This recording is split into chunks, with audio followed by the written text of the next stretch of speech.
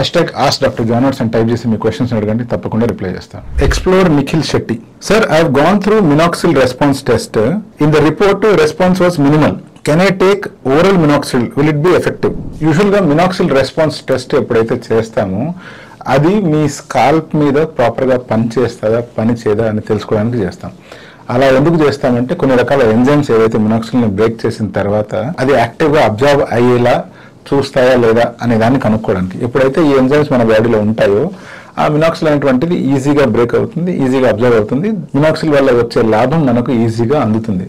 ఎవరికైతే ఇటువంటి ఎంజైమ్స్ తక్కువ ఉంటాయో వాళ్ళకి మినాక్సిల్ రెస్పాన్స్ టెస్ట్లో రిజల్ట్ అనేటువంటిది నెగిటివ్ వస్తుంది అనమాట. అలా నెగిటివ్ వచ్చినప్పుడు డైరెక్ట్గా మినాక్సిల్ అప్లై చేస్తే పెద్దగా యూజ్ ఉండదు కాబట్టి ప్రత్యేకించి వాళ్ళకి మినాక్సిల్ బూస్టర్స్ అనేటువంటివి వాడవలసి వస్తుంది. నెలలో మొదటి వారంలో ఈ మినాక్సిల్ బూస్టర్స్ అప్లై చేసి మిగతా 3 వారాలు మళ్ళీ గనక మనం మినాక్సిల్ అప్లై చేసినట్లయితే మినాక్సిల్ రెస్పాన్స్ అనేది కొంచెం ఇంక్రీజ్ అయ్యే అవకాశం ఉంది. ఈ మధ్య కాలంలో డిఫరెంట్ కంపెనీస్ వాళ్ళ కొత్త రెజ్యూమ్ ద్వారా వస్తున్నాయి. అంటే వాళ్ళ ప్రోడక్ట్ మీదనే ఆ మినాక్సిల్ బూస్టర్ని ఆటోమేటిక్గా యాడ్ చేసి ఉంచడము, మినాక్సిల్ రెస్పాన్స్ టెస్ట్ చేసినా చేయకున్నా ఆల్రెడీ మినాక్సిల్ బూస్టర్స్ని యాడ్ చేసిన ప్యాకెట్లలో ఇస్తున్నారనమాట.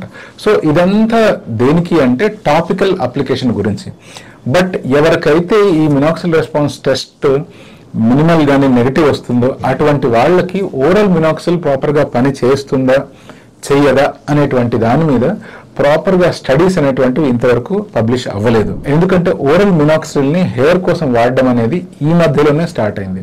సో వీటి గురించి ఇంకా స్టడీస్ అనేటువంటివి రావాల్సి ఉన్నాయి. ప్రత్యేకించి ర్యాండమైజ్డ్ కంట్రోల్ ట్రయల్స్ ఎప్పుడైతే ఈ టాబ్లెట్ గురించి జరుగుతాయో అప్పుడు మనకు దీనివల్ల సైడ్ ఎఫెక్ట్స్ ఏమొస్తాయి, దీనివల్ల ఎఫెక్టివిటీ ఎంత ఉంటుంది అనేది ప్రాపర్గా తెలుస్తుంది.